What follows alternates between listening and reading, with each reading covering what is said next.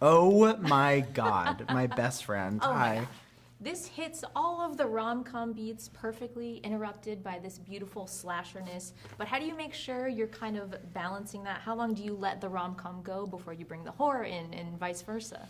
That's what the whole script really was. It was like the whole script is just two people about to kiss, but getting constantly subverted or intercepted by a machete. That's what the whole thing is. So just when they're about to sing a Say a Little Prayer for You and My Best Friend's Wedding, or just as like Meg Ryan's carving that apple, you know, whoops, there in comes that arrow. You know what I mean? So it was like we wanted to lull people into the great warm kind of Rob Reiner, Penny Marshall feelings, evocative of that era that we all know and love when like rom-coms had big budgets and were, you know, kind of movies in their own right, but then bring Wes Craven into the fray, bring like as much Jason Lives as we could into it to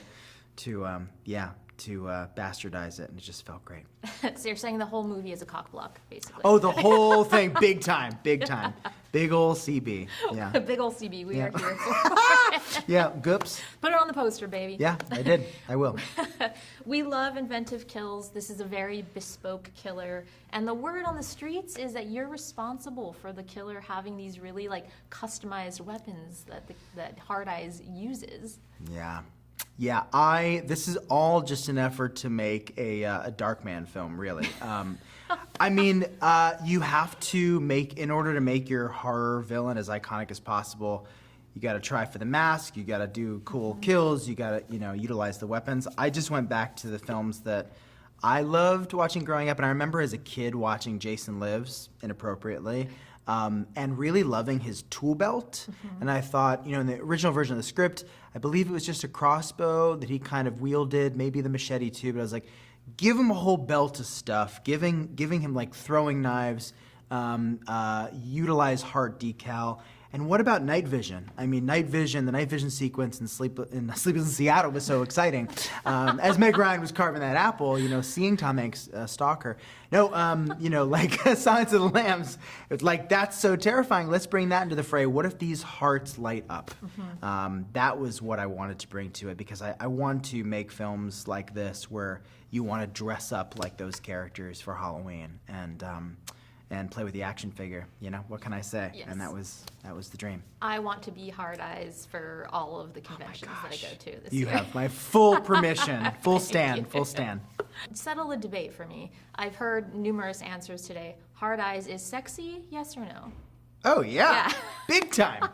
Kinky even, erotic. Yes, okay. Yeah, All absolutely. of the Full on things. Esther Perellian approved, yes. Sawa is on the same page as you. Not everyone agreed with him, but I was like, listen, I'm not here to kink shame. This is a No. safe space. But yeah, sexy. Yeah, Yeah. kinky, sexy, erotic, There's full leather, on. there's belts, like Definitely. harnessy situations, Definitely. boots. It's all sexy. Definitely. Delightfully queer, leather, metallic delight. Yes. Absolutely. That's why I'm here. Hi, I've entered the chat. Yes, thank you. Welcome, please come in. There are really some cool kills in here. Are there any kills that you would have loved to have on screen that just didn't make it?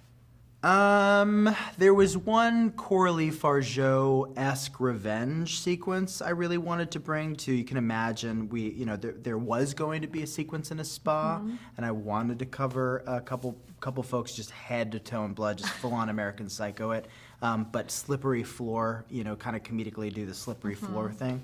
But, you know, we just didn't have the time. But honestly, I did everything in this film that I wanted to do and more.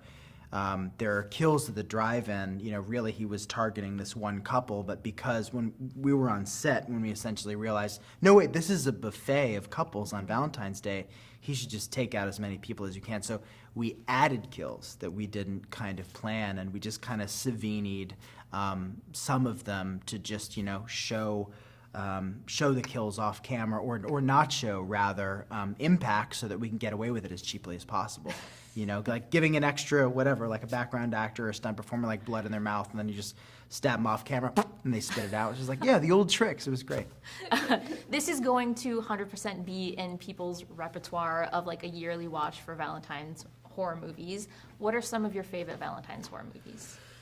I just saw the original My Bloody Valentine for the first time, and I would go ahead and volunteer Hellraiser as being a Valentine's Day film because it's so romantic and sweeping and so red. So I'm just gonna say that it is like is. the telltale heart.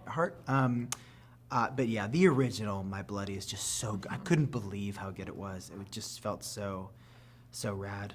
Yeah, almost did a pickaxe kill in this film, but didn't quite work out. Maybe for the sequel? To Maybe for the sequel, if you let me, if you want it. Yes. All right, if I let you? Yes. Oh, yeah, let's Okay, go. cool. Greenlit. Let's do it. The sequel's entered the chat. We're doing it.